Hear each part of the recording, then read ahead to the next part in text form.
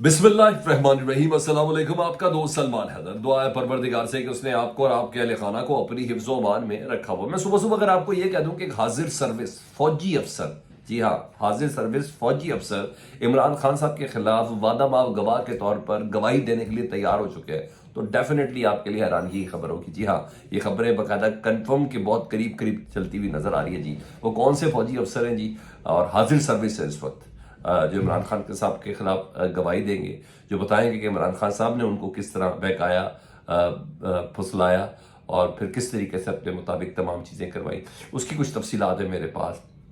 कल इमरान खान साहब को ना डीआईजी साहब की सरबराही में एक जीआईटी के सामने इमरान खान साहब पेश हुए थे, सामने 9 मई के हवाले से, क्योंकि पेश होना बहुत ज़्यादा ज़रूरी था, क्योंकि इसी पेशी की बिना पर लाहौर हाई कोर्ट ने उनकी बुरी जमानतें दी हुई थी। उसमें इमरान खान साहब ने पब्लिक कर दिया जी 9 मई की साजिश को, और पहली बार उन्होंने पब्लिक किया है जिन अल्फाज के साथ। उसकी कुछ तफसीलात हैं जो आपके सामने पेश करना बहुत ज़्यादा ज़रूरी है, क्योंकि मेन स्ट्रीम मीडिया तो ये सारी चीज़ें आपको बताएगा नहीं। और परवेज़ खटक साहब ने एक सॉर्ट ऑफ माफ़ी मांग ली इमरान खान साहब से, एक यू टर्न दिया है, उसकी कुछ तफसीलात हैं। एक के बाद एक चीज़ें आपके सामने रखता हूँ। रिक्वेस्ट ये वीडियो मुकम्मल देखें, अगर चैनल देख रहे हो सब्सक्राइब नहीं करें तो चैनल सब्सक्राइब कर दें। बड़ी खबर मैं शुरू में आपको देता हूँ परवेज़ खटक साहब के हवाले से। शायद थोड़ा इज्जत के हाथों भी थोड़ा सॉफ्टवेयर होता है, शायद वो वाला अपडेट हो गया, वो थोड़ा थोड़ा ही होता है लेकिन हो जाता है। और उन्होंने सॉफ्टवेयर अपडेट हुआ, परवेज़ खटक साहब ने थोड़ा यू टर्न लिया है। उन्होंने ना दरअसल पेशावर के बड़े अथेंटिक सहाफ़ियों के बीच में ना गुफ्तगू की थी, और उन सहाफ़ियों ने ही रिपोर्ट किया था परवेज़ खटक साहब को कि उन्होंने इमरान खान साहब के खिलाफ परवेज़ खटक ने गुफ्तगू की है। मगर जब देखा परवेज़ खटक साहब ने कि रिएक्शन बड़ा तगड़ा आ रहा है, जब देखा कि रिएक्शन बहुत बैड आ रहा है और गालियाँ पड़ रही हैं उल्टा रिएक्शन की वजह से, भले उनका जो वोट बैंक है वो भी ख़राब हो रहा है, तो ताने दिए जाने लगे कि परवेज़ खटक साहब को कि आप इस तरह इमरान खान साहब से मुतल्लिक बात करें, इमरान ने कभी आपसे मुतल्लिक इस तरह की गुफ्तगू की नहीं, और आप ताने दे रहे थे ना कि कल जिसके साथ है तो आज उसके आप खिलाफ कैसे हो गए, ये तो एहसान फरामोशी है। फिर रात को परवेज़ खटक साहब ने अपने बेटे के जरिए यू टर्न लिया है। आपको याद है परवेज़ खटक साहब ने क्या कहा था सहाफ़ियों के सामने? मैं दोबारा बताता हूँ। परवेज़ खटक साहब ने सहाफ़ियों के सामने कहा था कि इमरान खान में इतनी हिम्मत है तो मेरे मुकाबले में इलेक्शन लड़ लें। अच्छा, बस ये काफ़ी है मेरा आपको बताना। तो बहरहाल उन्होंने अपने बेटे इश्तियाक खटक के जरिए अपने तमाम बयानात को झूठा करार दिया। उन्होंने कहा तमाम बयानात जो परवेज़ खटक साहब से उनके बेटे कह रहे हैं, इश्तियाक खटक साहब, जो तमाम बयानात मेरे बाबा से मुतल्लिक कहे जा रहे हैं वो सब झूठ है। मेरे बाबा ने इमरान खान से मुतल्लिक ऐसी कोई बात भी नहीं की, हालांकि साफ ही रिपोर्ट करें कि हमसे बात की। एनीवे, चला ठीक है। और उनका इमरान खान के साथ अच्छा वक्त गुजरा है, तो हम कैसे उनके खिलाफ कोई बात कर सकते हैं। हाँ, ये भी उन्होंने बताया अपने वाले से मुतल्लिक कि आइंदा चंद दिनों में परवेज़ खटक साहब अपने सियासी लाएमल का ऐलान करेंगे। और मैंने कल ये खबर दी थी उनके सियासी लाएमल में वो मौलाना फजल रहमान के ज़रा करीब चल रहे हैं, 80% तक मामला तो तय हो चुके हैं परवेज़ खटक साहब के। तो यहाँ तो मैंने आपको बता दिया। दूसरा, इमरान खान साहब ने अपने कल इन्वेस्टिगेशन जीआईटी के सामने पेश हुए थे, डीआईजी की सरबराही में दीगर एजेंसीज के लोग भी शामिल थे। तो इमरान खान साहब ने बड़ी ज़बरदस्त उसमें कुछ चीज़ें बताई, फिर आखिर में मैं फौजी अफसर साहब का बताऊंगा जो गवाही के लिए पेश हो रहे हैं।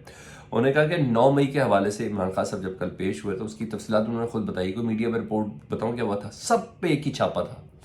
मैंने रेडियो सुना, मैंने जियो सुना, मैंने समा सुना, मैंने एयरवाई सुना, सब वही 4 लाइनें पढ़े थे कि इमरान खान जीआईटी के सामने पेश हुए और कोई तसल्ली बख्श जवाब नहीं दे सके, और फिर फलाना फलाना फलाना, सबकी एक ही लाइन थी। तो इसलिए मैंने कहा यार ऐसा नहीं हो सकता, तो ये क्या बात है। तो मुझे पता होता कि किस तरह रिपोर्ट्स हो रही है। तो फिर इमरान खान साहब ने कल खुद ही खिताब करके सारी तफसीलात बताई, और जो बताई तो वो भी बड़ी मज़ेदार थी। उन्होंने कहा मुझसे पूछा गया साने 9 मई के हवाले से जीआईटी में, मुझसे पूछा गया कि 9 मई को जो साजिश हुई आप इसमें शामिल थे, क्या आप उसमें शामिल थे?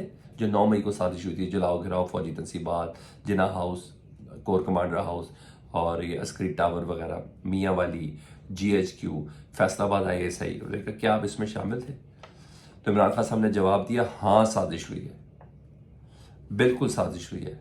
और आप ये देखें जब साजिश होती है तो नुकसान जिसका होता है उसके खिलाफ होती है, और फ़ायदा जिसका होता है वो करवा रहा होता है। उन्होंने कहा देख लें साजिश कैसी हुई है, फ़ायदा किसका हुआ 9 मई के बाद। देखिए हमारे 10,000 से ज़्यादा लोग जेल के अंदर बंद हैं, हमारी पार्टी को तोड़ दिया गया, सीनियर क़यादत हमारी जेल के अंदर है, और 200 के करीब मेरे ऊपर मुकदमात दर्ज हो चुके हैं। तो कहते साजिश भी मैंने की है, नुकसान तो मेरा हुआ है, तो मैंने साजिश क्यों करनी थी? उन्होंने कहा जिनका नुकसान होता है साजिश तो उसके खिलाफ होती है, हाँ फ़ायदा उन लोगों का जो 30 साल से मुसल्लत है। साथ साथ उन्होंने इस्टेब्लिशमेंट को भी तड़का लगाया। उन्होंने कहा ये मौजूदा हुकूमत जो 30 साल से बैठी, ये और इस्टेब्लिशमेंट ने मिल के ये सारा काम किया जी, और फिर ये कह रहे हैं कि साजिश हुई है। और मैंने कहा 30 साल से हुकूमत करने वाले अब लेवल प्लेइंग फील्ड के तौर पर इलेक्शन लड़ेंगे, यानी उस लेवल प्लेइंग फील्ड जिसमें इमरान खान साहब नहीं हुआ। उन्होंने कहा दिस इज़ कॉल्ड साजिश। तो उन्होंने कहा जब भी कोई आज़ादाना इन्वेस्टिगेशन इंक्वायरी कमीशन बैठेगा तो मैं सारे सबूतों के साथ साबित करूंगा कि ये साजिश मेरे खिलाफ हुई है, मैंने नहीं की, मेरे खिलाफ हुई है। तो खान साहब बड़े नेक्स्ट लेवल पे आए हैं और बड़े कॉन्फिडेंट थे और उन्हें सब चीज़ें बताई। उन्होंने कहा जिसके खिलाफ साजिश होती है उसका नुकसान होता है, नुकसान तो हमारा हुआ है, तो इसका मतलब है साजिश हमने नहीं की, दूसरों ने की है। ये इमरान खान साहब बड़े कन्विंसिंग मोड में थे और उन्होंने ये सब बातें की। तो ये थी। अब आजम जी उस अफसर की तरफ जी, इमरान खान साहब के खिलाफ ना बड़ा एक इंटरेस्टिंग केस है, बल्कि बड़ा मेन केस ही बन गया, हालांकि उसमें कुछ भी नहीं जानती लेकिन वो बना दिया गया। और कहा जा रहा है कि इमरान खान साहब के खिलाफ ना हाजिर सर्विस फौजी अफसर वादा माव गवाह बन चुके हैं या बन सकते हैं, और कोई और नहीं, मैं आपको बता रहा हूँ, तो सस्पेंस क्या, मिलिट्री सेक्रेटरी है इमरान खान साहब के, वो होंगे, और आज शायद नहीं यकीनन वो मेजर जनरल भी बन चुके हैं। और फौजी अफसर साहब ये वादा माव गवाह बनेंगे। अब आप ये देख लें, क्योंकि आपको याद होगा इमरान खान साहब ने नैब की इंक्वायरी में जब पेश हुए थे तोशा खाना के हवाले से, तो उन्होंने ये बात की थी कि जो तोहफ़ हैं या उनकी कीमतें कम की गई हैं, ये सारा काम मिलिट्री सेक्रेटरी का होता है, मेरा तो मामला ही नहीं है, मुझे तो पता ही नहीं होता। तो आप मिलिट्री सेक्रेटरी से पूछें, उनको गिरफ्तार करें भाई, मुझसे क्यों बात कर रहे हैं। तो ये बात ले लेगी सीरियस इमरान खान साहब की। और जब ये बात सीरियस ले ली गई है तो अब ये बाकायदा खबर है कि मिलिट्री सेक्रेटरी साहब को गवाही देने के लिए तैयार हो गए हैं इमरान खान साहब के, जो उस वक्त मिलिट्री सेक्रेटरी थे। और मैं नाम भी बताया तो मेरा ख्याल है कि ब्रिगेडियर वसीम इफ्तिखार साहब थे, वसीम इफ्तिखार साहब जी, और अब वो मेजर जनरल के अहदे पे है। तो जब ये वाली गवाही आ जाए, खबरें हैं ये, मैं आपको सारी बता दूँ, और जब ये वाली गवाही आ जाए तो फिर आप देख लें कि ये मामला कितना सीरियस और कितना सीरियस ले लिया गया, और ये किस हद तक इसको मनतकी है, क्योंकि अगर कोई गवाही वाकई ऐसी हो गई, मेजर जनरल रैंक का बंदा गवाही आके देगा, तो उस गवाही को कभी कोई गलत या जुटलाया जा सकता है नहीं।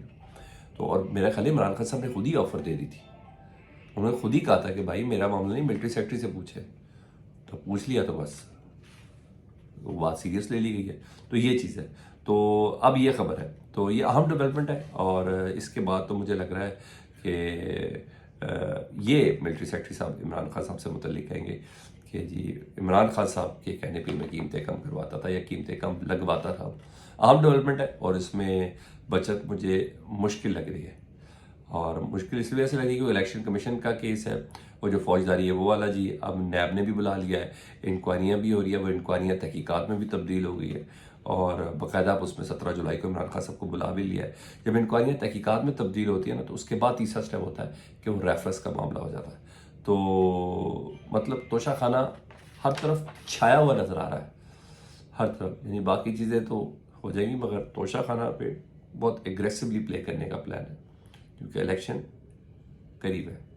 साजिश से मुतल्लिक आपको अंदाजा होगा कि इमरान खान साहब ने कहा हाँ वाकई हुई है। फीडबैक से मुतल्लिक जरूर आगा कीजिएगा, अपना बहुत ज़्यादा ख्याल रखें। अल्लाहुम्मा सल्ली अला मुहम्मद व आले मुहम्मद।